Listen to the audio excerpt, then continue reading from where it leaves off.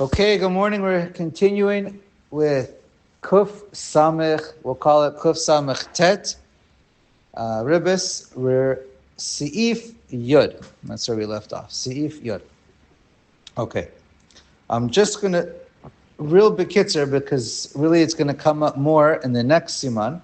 But just to throw out there are three main types of an Arev. And it's good to do Chazara because it's good to get it straight. Three main types of an Arev, and they're all of them are Aser, because if they're involved in a loan with Ribis. One is called an Arev Stam. That's a normal Arev, a normal guarantor. First, you go to the Lova to collect you go to the Malva, the lender goes to the Lova, the borrower, and says, give me back my money and the interest. We have a deal. But then if the Lova doesn't say, I don't have any money, even though the loan is over, so then you go to the guarantor, to the Arev. That's normal Arev Stam.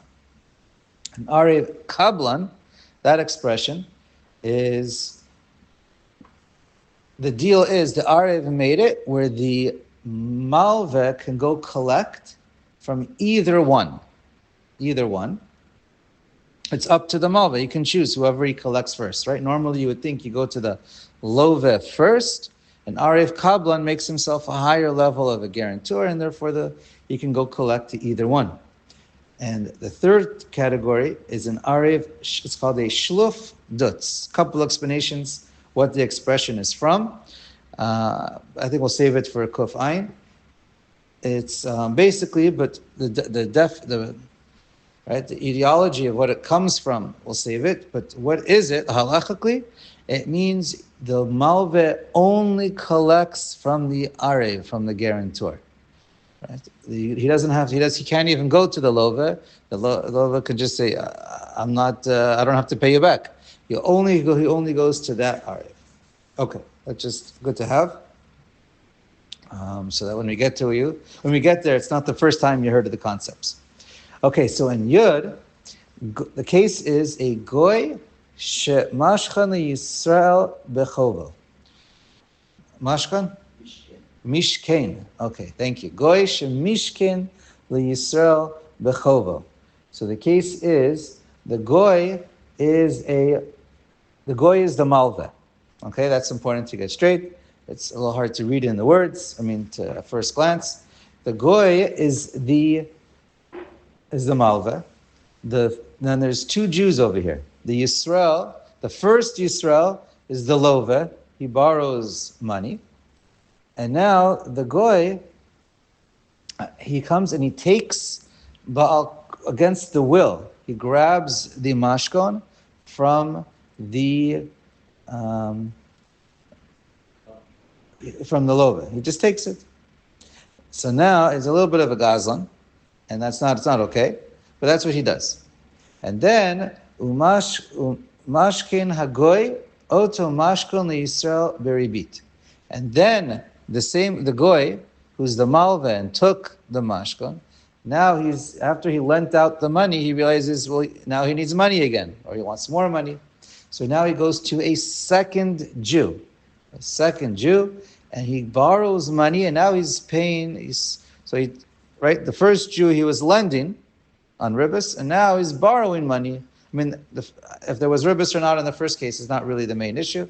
The main issue is the second Jew, he's borrowing money with Ribis. And he gives this mashkon that he took from the first Jew against his will, and he took this mashkon and put it in the hands of the second into the second Jew, and that's how he was able to get this loan. Because the second Jew wasn't going to give him money as a loan without some kind of a mashkon, something collateral. So, anything else you want to point out? Right. So what happens over here? Asur li ima Yisrael podel. Now the Jew, the first Jew, it's his object. The mashkon, it was originally his. It is his, and he wants it back. So now he wants to go to this. He finds out about the second Jew, and he says, "Can I have my mashkon back, please? It's mine." The second Jew says, sure, but you have to pay me for it. So what happens? Asur, now, the Isser is really just an Isser midarabanan, it's shlichus lachumra, because really all the dealings of Ribbis was always directly from Jew to Goy and Goy to Jew. It was not really from Jew to Jew. So everything, and he's not really acting as a shlichus, as a shliach, but it's shlichus lachumra. So it is the halacha, certainly lechatchila, and the Ramah we learned in the previous seif where he says there are some who are mekel in this case, and that's what the Shach points out in Kaf Vav. Okay. And it just happens to be, this is why I mentioned in the beginning, it's a machlokas rishonim, how to understand the case that's aser. Do we look at it, again, it's a chomra, do we look at it as do we look at the case of the Jew to another as a love or an arev kablan? But okay, that's just a side issue. So let's go on. So we're understanding this as a chumrah midarabanan, but that's the halacha, at least lechatchila. So it's aser likach mimenu ribit. So now you're allowed to, the Jew is certainly allowed, the first Jew, it's his mashkon, it was basically stolen from him. He certainly can demand that the second Jew give it to him. The question is, does he have to pay him only the keren or also the ribit that was promised from the goy to the second Jew? The question is, when he wants to get back his mashkon, the first one, does he have to pay the ribit of the goy? So let's read. So he said it's asur. Somebody steals something and he gives somebody else. Here, I'm not going to understand. Please ask me after. It's going to take me a while to chop what you're saying. I'm a little bit slow. It's hard enough to read the words inside. Okay. So it's asur likach mimenu ribit. So you're not allowed to, the second Jew is not allowed to take ribit from the first Jew. However, now again, this is all lechadchila or maybe b'diavad, at least according to the Shulchan Aruch, but this is all a chumrah midarabanan that we keep. Right? The cases, I think, start in the Rishonim. No, this Ribbis case, in this seif, the case that we created over here, is only Ribbis derabanan. Because it was really done between a goy and a Jew. The good Jew is just coming to get his mashkon back. There was never Ribbis k'tzutza whatsoever. But if he pays Ribbis, how would it be considered that it's the law? Because the first Jew would be considered an Aruch? So we're saying the first Jew, it's just a technicality. You want to call him an Arev and a Lova, but sure, he's hand. How is it not the Aruch? What do you mean? It's actually difficult to be Ribbis Deraisa. Ribbis Deraisa is before the loan is given, we establish that it's a Jew to a Jew for how much? The two Jews were never knew each other when the first loan was started. There was never a first Jew. There's just a Jew. So if a Jew... No, I'm not changing the case. I'm talking in this case. Right. A guy borrows money from a Jew and goes and set up that he'll pay him Ribbis k'tzutza. Right, that's basically the case. Want to pay off the guy's loan. Can he pay the Ribbis k'tzutza? No way, some case. There's no Isser Deraisa between two Jews unless two Jews started the loan together. So you're saying for a Jew to pay off a guy's loan, It's always going to be Derabanan. And then the question is, do we say there's shlichus or not? But anyway, so that's certainly the chumrah we say there is. Okay. So here, in order, you want to get your object back, and the other guy is demanding a certain amount for it. Midaraisa, you're just giving him money for your mashkon. Okay. Now, he can demand money back. We're not going to get into the whole Choshen Mishpat too much, but really, he's chayav to give it to you. Just how much and who's responsible to pay for it. That's a separate sugya. But at the end of the day, you want to get it back. You have to pay. The guy's making you pay with ribbis, so that's the question. So first we said no. However, Now again, it's not 100% mukhrach, but there's a couple kulas that we're about to say, and that's the halacha, because the question is, do we say there's shlichus or not? V'im achrayut hachov v'aribit eno al hamashkon levad, ela gam al hagoy mutter. So if the only way to get your money back is through the mashkon, and that's what the first Jew is collecting from the second Jew, so the whole loan is completely dependent upon this mashkon, and now he's paying ribit on it. So we say it looks like you're a shaliach, and therefore, you took the place of the goy, and now as you want to pay ribit through the mashkon, so then we say it's a problem. We say it's asur midirabanan. But if the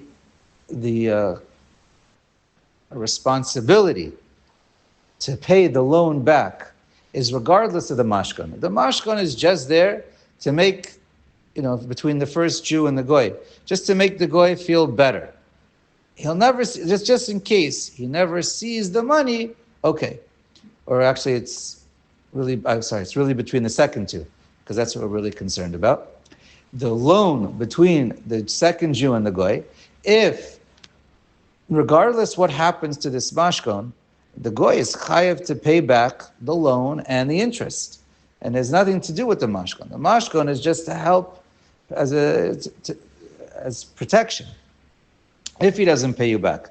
But even if the mashkon disappears, he still has to pay back the loan. So as long as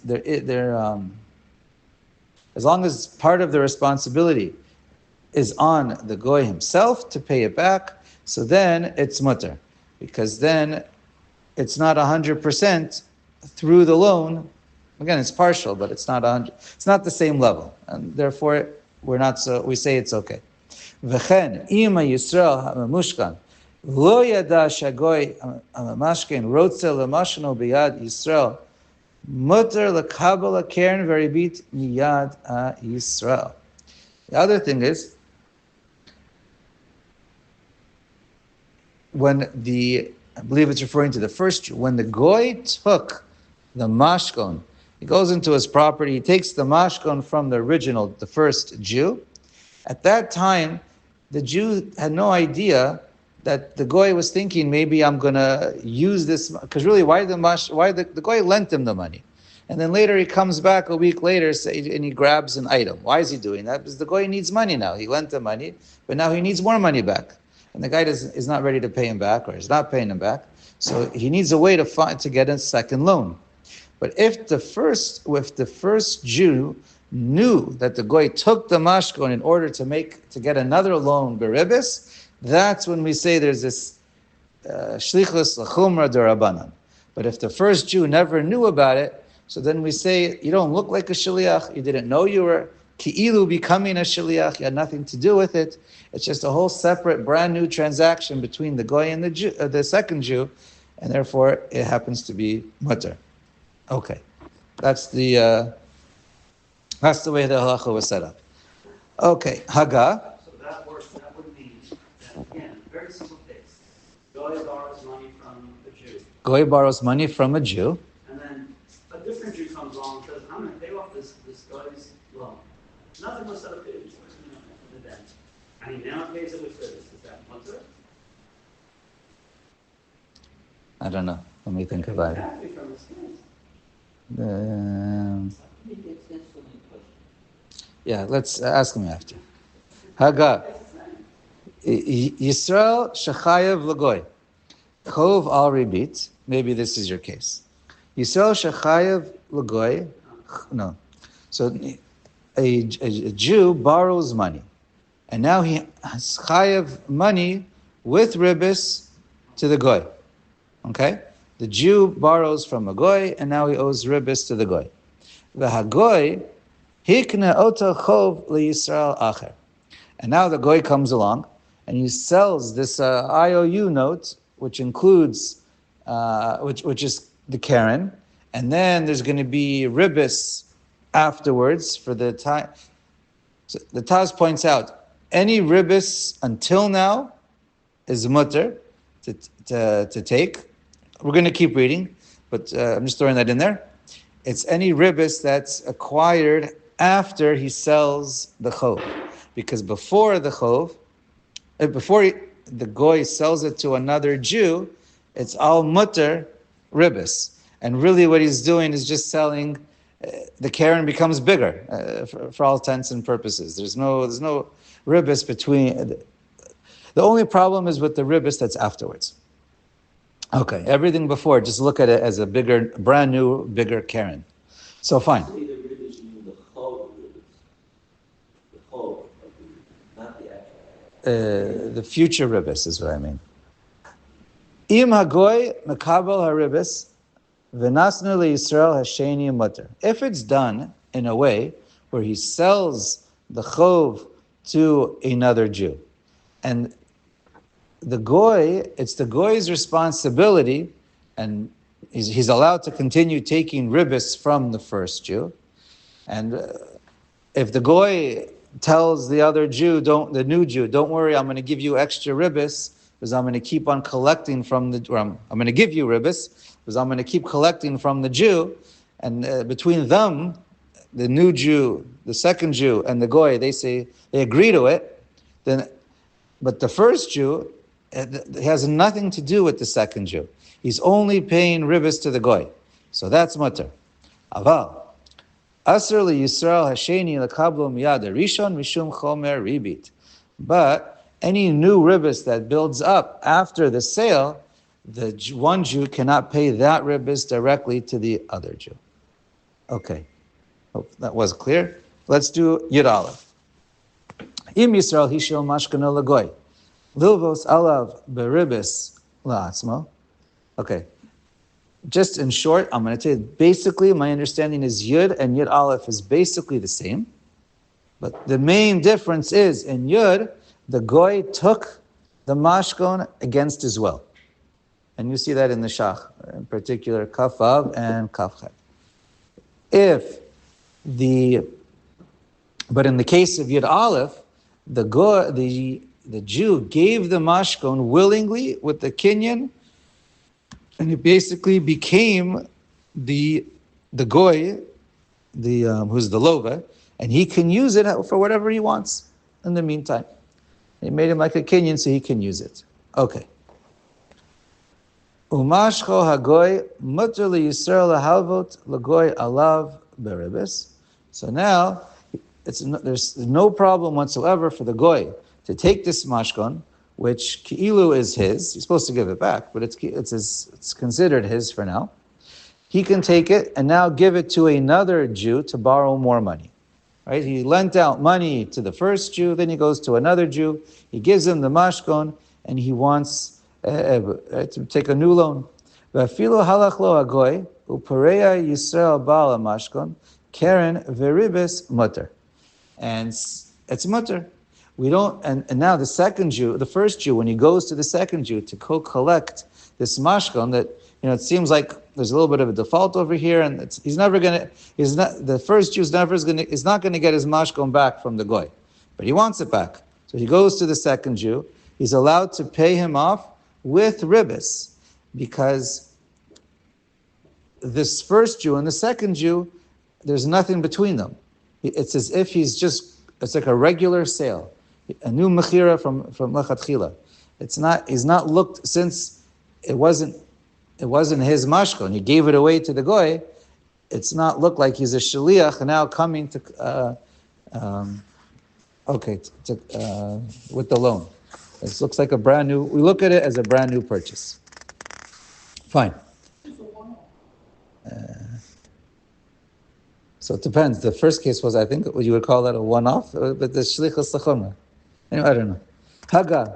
Aval lo yuchol lizkot lagoy mashkon ayidei acher leman de'amar.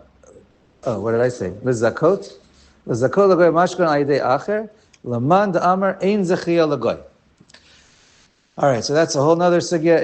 If you can use somebody else to be zoche for or mezakeh with a goy, for a goy, or you have to do it directly from the Jew to the goy. So if you hold, you can't. So then make sure you don't do it indirectly. Okay. Caveat there. Ve'im hagoy anas ve'ena rotze liftot hamashkon ulachziro leba'alav.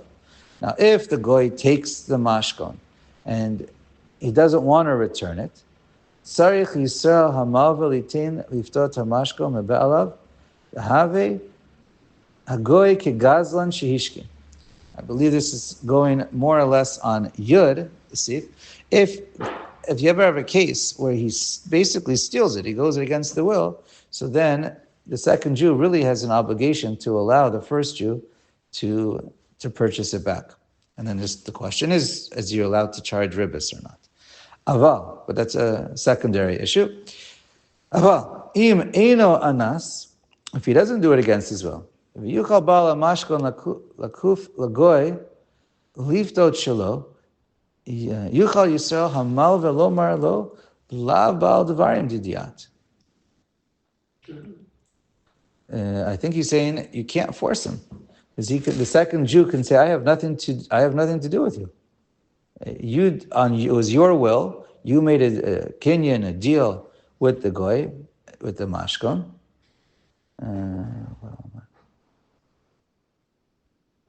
Yep. So the second Jew says, I don't know. You made a deal with him, and I made a deal with the goy. You have any issues? Go to the goy. V'im hagoy anas. Ve'ilu haya ba liftoto hayu tzrichim latet lo belo ribit tzarich latet gam labal hamashkon belo ribit. Now, if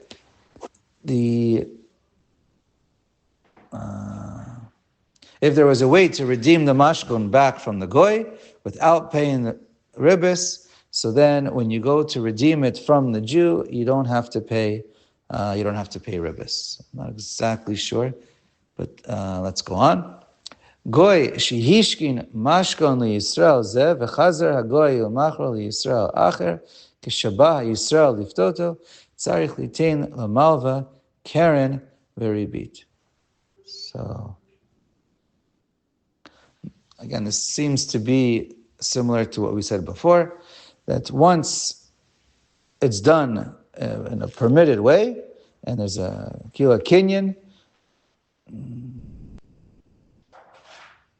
I guess if there's a permitted way and he sells it, so then as long as it doesn't look like you're a shaliach, there's a kinyan, and then the goy has a separate transaction or a deal with each Jew separately, it's okay.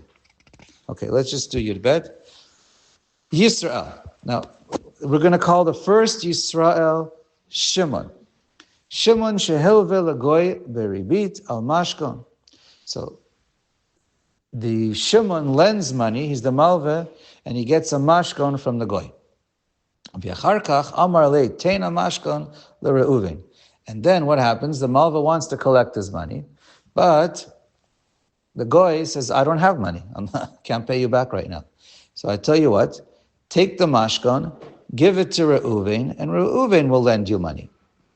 Okay, so the Teina mashkon Reuven, the goy says, take my mashkon that you have, give it to Reuven, Reuven's going to give you the money, and so that's what happened. Natan mashkon Reuven. So he gives the mashkon Reuven, limkor, basically he's giving it over to him. Reuven, so basically, it's like a transaction. He sells it. Now the mashkon is not in Shimon's possession now. Now he's giving it to Reuven. Reuven's supposed to pay him, and then there's a little issue between Reuven and the goy, but that's their issues. So what happens? You gave the mashkon to Reuven. Reuven's supposed to give you the money right now, but after Reuven takes your mashkon, he's going to use it now. Then he says, I tricked you, I don't have any money right now either. And Reuven says, come back to me in a week, in a month, in a year, whatever, he pushes him off. So now, the Yisrael, Shimon, who's the malve, doesn't have his money and doesn't have his mashkon. Basically, now he lent out both. So what happens? The malve, which is Shimon, toveya ribit ad shiyavi ma'ota biyado. So now Shimon says, you know what? For now on, Reuven, you owe me ribit now, for all this time that I'm waiting for you. The hagoy eina rotze litein yuter. me'ad sha'at mechirat be'inyan sheruven tzarich litain amotar. And the goy is not going to want to pay the ribit because Reuven has the mashkan. Yachol hamalve litol kol haribit me'agoy. So really though, the malve is allowed to take all of the ribit on this, right, this extra time. He's waiting to get his money back. That's what we call agar natar. Hamtana, you're just waiting to get your money back. So it's ribis darabanan. You're allowed to collect that, but not from the Jew, from the goy. If you collect it from the Reuven, that would be ribis darabanan.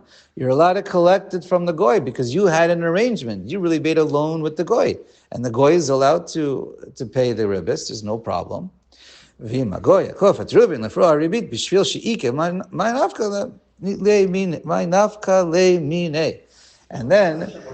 Right, we don't care about that. Now, Reuven and Shimon have no issues. They don't have nothing to do with each other. Nothing. And it's two separate transactions. The goy is going to give ribit to Shimon, and then the goy is going to chase Reuven to get his ribit. And then everyone's in good standing and everyone are friends.